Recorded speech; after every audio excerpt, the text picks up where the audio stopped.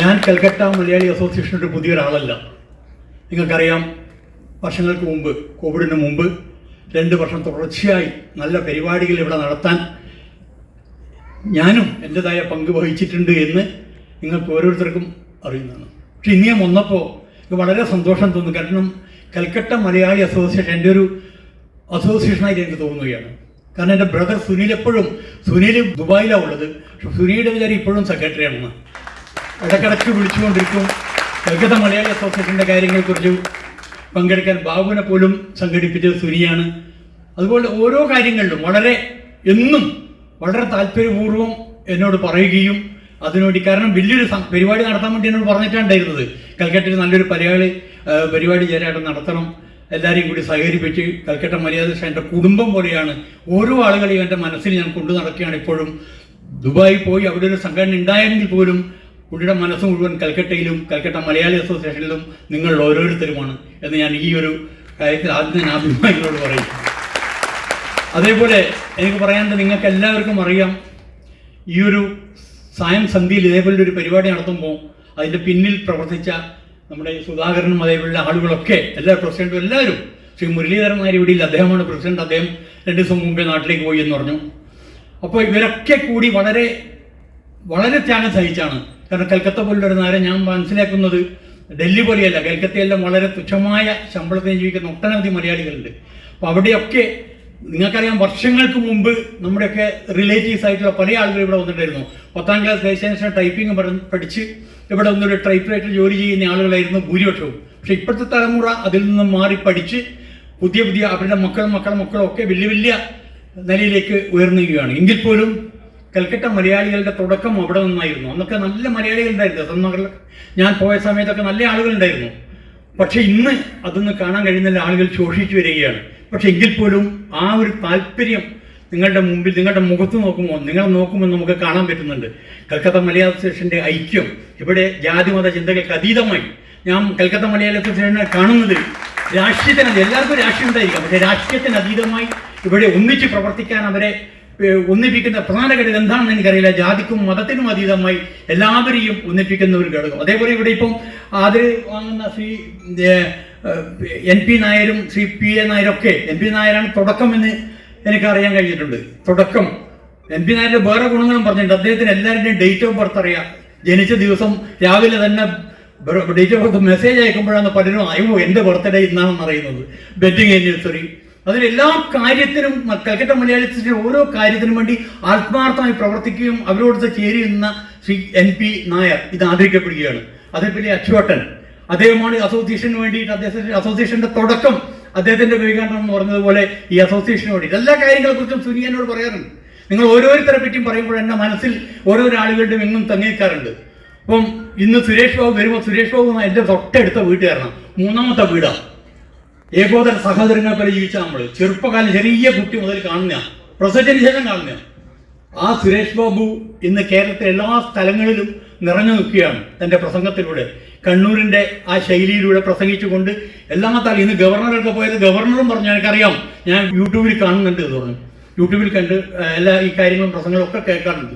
അപ്പോൾ നമ്മളെ സംബന്ധിച്ചിടത്തോളം നമ്മളൊക്കെ വ്യത്യസ്തമായ ഇതിൽ കൂടി വന്നതാണ്. ഒരു കാലഘട്ടത്തിൽ നമുക്ക് പഠിക്കാൻ പോലും അന്നൊന്നും ഇംഗ്ലീഷ് മീഡിയം സ്കൂൾ ഉണ്ടായിരുന്നില്ല.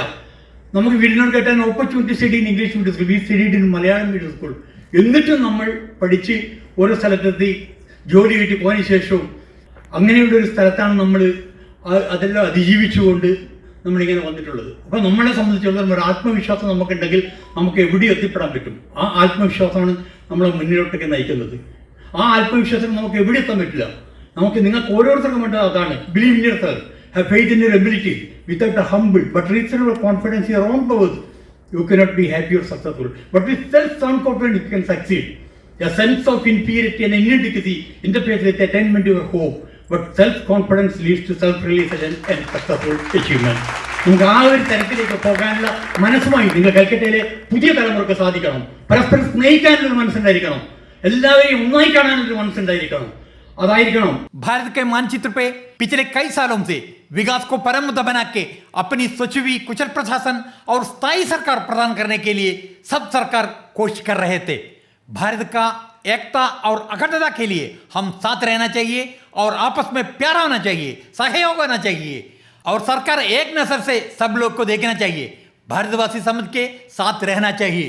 ഇത്തരത്തിലുള്ള ചിന്താഗതികളെ മുന്നോട്ട് പോകാൻ പ്രിയപ്പെട്ട കുട്ടികളെ നിങ്ങൾക്ക് സാധിക്കണം. എല്ലാവരെയും നന്നായി കാണുക, എല്ലാവരും ഒരേ കണ്ട് എല്ലാവരെയും സ്നേഹിച്ചുകൊണ്ട് പരസ്പരം മുന്നോട്ട് പോകുമ്പോൾ അതിനുള്ള ആ ഒരു സ്നേഹവും ആ ഒരു അടുപ്പവും എവിടെയും നമുക്ക് കാണില്ല. കൽക്കത്ത മലയാളികൾക്ക് അതുണ്ട് എന്ന് ഞാൻ എൻ്റെ കഴിഞ്ഞ അനുഭവങ്ങളിലൂടെ മനസ്സിലാക്കുന്നത്.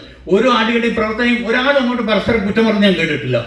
പരസ്പരം സ്നേഹിച്ചുകൊണ്ട് ജോലി ചെയ്യുന്നവരെല്ലാം ആത്മാർത്ഥമായി ജോലി ചെയ്തതുകൊണ്ട്, ഉദാഹരണം പ്രസിഡന്റ് ആയാലും മറ്റുള്ളവരായാൽ പോലും ഓരോരുത്തരും അവരുടെ കർത്തവ്യമാണ് കൽക്കത്ത മലയാളിയുടെ ഈ ഒരു സമ്മേളനം അല്ലെങ്കിൽ ഈ ഒരു പരിപാടി എന്ന് വിശ്വസിച്ചുകൊണ്ട് ജോലി ചെയ്യുമ്പോൾ അവർക്കുണ്ടാകുന്ന സന്തോഷവും ആനന്ദവും നിങ്ങളുടെ കണ്ണുകളിലേക്കൂടെ കാണാൻ എനിക്ക് കഴിയുന്നു. നിങ്ങളുടെ അടുപ്പവും നിങ്ങളുടെ സ്നേഹവും നിങ്ങളുടെ വിശ്വാസവും ഒരേപോലെ കൊണ്ടുപോകാൻ നിങ്ങൾക്ക് സാധിക്കണം. ഒബാമ പറഞ്ഞിട്ടൊരിക്കൽ, Obama said, if you want fly with an eagle in the sky, do not waste your time swimming with ducks in the water. ആകാശത്ത് കൂടെ പറക്കുന്ന പറവകളുടെ കൂടെയാണ് നിങ്ങൾക്ക് പറക്കാൻ ആഗ്രഹമെങ്കിൽ ഒരിക്കലും വെള്ളത്തിലൂടെ നിന്നുന്ന താറാവിൻ്റെ കൂടെ ചങ്ങാത്തം കൂടാൻ പാടില്ല ഒബാമ പറഞ്ഞിട്ടുണ്ടായിരുന്നു. ആ ഒരു ഒബാമയുടെ വാക്കുകൾ സ്വയം നമ്മൾ ഏറ്റെടുത്തുകൊണ്ട് മുന്നോട്ട് പോകാനുള്ള കരുത്തുമായി ശേഷിയുമായി ശേഷിയുമായി നിങ്ങൾ പോകുമ്പോൾ നിങ്ങൾ വിചാരിക്കുന്ന തരത്തിലേക്ക് കൽക്കത്ത മലയാളി അസോസിയേഷൻ്റെ ഉന്നതി ഉണ്ടാവും. എല്ലാവരും പരസ്പര ഐക്യത്തോടുകൂടി ഇതിൻ്റെ പരിപാടികൾ ഒന്നിനൊന്ന് മെച്ചപ്പെട്ട രീതിയിൽ മുന്നോട്ട് കൊണ്ടുപോകാൻ നിങ്ങൾക്ക് സാധിക്കണം. നിങ്ങളോടൊപ്പം ഞാനും ഉണ്ട് എന്ന് ഞാൻ വാക്ക് തരികയാണ്. എനിക്ക് ഈ സന്ദർഭത്തിൽ ഓർമ്മ വരുന്നത് പറക്കോട് ശശിയാണ്. പറക്കോട് ശശി ഞാൻ ഡൽഹിയിൽ ഇരിക്കുമ്പോൾ എത്രയോ പ്രാവശ്യം എൻ്റെ അടുത്ത് വന്നിട്ടുണ്ടായിരുന്നു. അദ്ദേഹം വന്നതൊക്കെ കൽക്കട്ട മലയാളികളുടെ ആവശ്യങ്ങൾക്കായിരുന്നു. ട്രെയിനിന് വേണ്ടി, വിമാന സർവീസിന് വേണ്ടി ഞാൻ അദ്ദേഹത്തെയും കൂട്ടി മന്ത്രിമാരുടെ പോയിട്ടുണ്ടായിരുന്നു. അപ്പോഴൊക്കെ കൽക്കട്ടയെക്കുറിച്ചും കൽക്കട്ട മലയാളി അസോസിയേഷനെ കുറിച്ചും ഇവിടുത്തെ മലയാളികൾ അനുഭവിക്കുന്ന ദുരിതത്തെ പറ്റിയും ഒക്കെ പറയാനുള്ള ആ പറക്കോട് ശശി ഇന്ന് നമ്മുടെ കൂടെ ഇല്ല. അദ്ദേഹത്തിൻ്റെ ഓർമ്മകൾക്ക് മുമ്പിൽ ഞാൻ നമ്രശിരസ്കനാവുകയാണ്. നമ്മളൊക്കെ ഓരോരുത്തരെയും സ്നേഹിച്ചുകൊണ്ട് നമ്മുടെ എത്രമാത്രം ഓരോ ആളുകൾ പ്രവർത്തിക്കുന്നുണ്ട്, അവരുടെ പ്രവർത്തനം എന്തായിരുന്നു എന്ന് തിരിച്ചറിഞ്ഞ ഒരാളാണ് ഞാൻ. കൽക്കത്ത വരുന്ന ഓരോ ആളുകളും ആ ഒരു ഇങ്ങനെയുള്ള കാര്യങ്ങൾക്ക് വേണ്ടി, മലയാളി അസോസിയേഷനുണ്ട്, മലയാളികൾക്ക് വേണ്ടി, ട്രെയിൻ സർവീസിന് വേണ്ടി, വിമാന സർവീസിന് വേണ്ടി ഒക്കെ പ്രവർത്തിക്കുമ്പോൾ അവർ സ്വന്തം കാര്യത്തിനായിരുന്നില്ല വന്നത്. പക്ഷേ ആ ഒരു സ്നേഹം കൊണ്ടും അദ്ദേഹത്തെ പല സ്ഥലത്ത് കൂട്ടിപ്പോയപ്പോഴും അദ്ദേഹത്തിൻ്റെ മനസ്സിൻ്റെ വിശാലത, ഹൃദയ വിശാലത ഞാൻ തിരിച്ചറിഞ്ഞ ഒരാളാണ്. അപ്പം നിങ്ങളെ കാണാൻ ഞാൻ വീണ്ടും വരുന്നത് എന്തുകൊണ്ടാണെന്ന് വെച്ചാൽ നിങ്ങളുടെ ഐക്യം, നിങ്ങളുടെ സ്നേഹം. ഇവിടെ പല മലയാളി അസോസിയേഷൻ ഉണ്ടാവും, പക്ഷേ കൽക്കട്ട മലയാളി അസോസിയേഷനെ കൊണ്ട് പറയുമ്പോൾ നിങ്ങളുടെ ഓരോരുത്തരും കാണിക്കുന്ന സ്നേഹപ്പോഴും എന്നെ അറിയുന്നവരൊക്കെ, എനിക്ക് പല ആളുകളെ അറിയാം, നിങ്ങളിലുള്ള പല ആളുകളെ എനിക്ക് നേരിട്ടറിയാം, പക്ഷെ പലരുടെയും പേര് ഞാൻ മറന്നുപോയി.